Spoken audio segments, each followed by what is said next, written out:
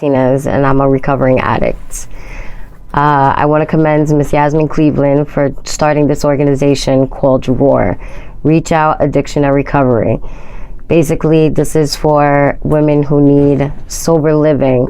We need to surround ourselves with other women that are in the same predicament as myself and other women who are recovering addicts. Let me just tell you a little bit about myself. I started out with a horrible childhood. I was born in Puerto Rico I was born out of wedlock. My mother married my stepfather when I was only 3 months in her belly. And I never met my real father. I've never had the opportunity to know who he was. My mother was an alcoholic, as my stepfather as well. My mother was very abusive all my life. Physically abusive and mentally abusive. Physically abusive to the point where I didn't know her as a woman. I didn't have that love and affection from a mother that you should have. I was burned with cigarettes. I was basically tortured. I had 2 other sisters that she didn't do anything to. She singled me out. So from the beginning, I felt like a black sheep. My stepfather's son molested me at the age of 5 years old till I was 8. He was about 25 years old. He was a heroin addict, and he used to shoot me up with heroin in order to have me comatose, so that way he can molest me. And this went on for 3 years because I was a child and I had no idea what he was doing until one day I was in school and I found out, somebody touches you, this is not allowed. The first person I spoke to was my uncle because I was scared to speak to my parents about it, and he molested me a year later at the age of 9. My stepbrother was convicted, but this was way before the Megan's Law, so they only gave him 4 years.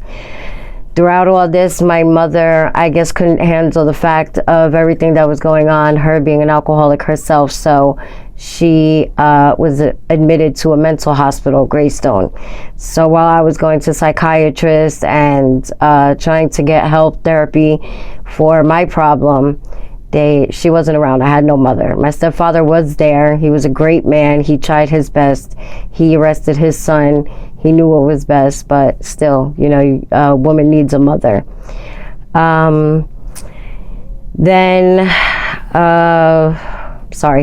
At the age of 11, my mother and father divorced.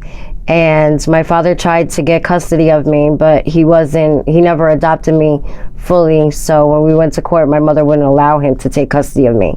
He got custody of my little sister, and I had to go with her. My father knew how abusive he was towards her, so at the age of 11, my father gave me $5,000 and I left to Brooklyn with friends by myself at 11. I was in the streets of Brooklyn for about 3 or 4 years before anybody found me. I was a part of a gang. I became a gang member. I shot at people. I was shot at. I stabbed people. I was stabbed. I lived a life of crime at a very young age because I didn't know any better. I started smoking weed at 13 years old, started drinking alcohol. At 16, I was drinking more alcohol. I was the cops found me in New York and they brought me back to my mother. My mother put me in a foster home.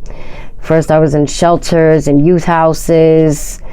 And then all this time I was trying to finish school because I was a good student. I was a high honors English major.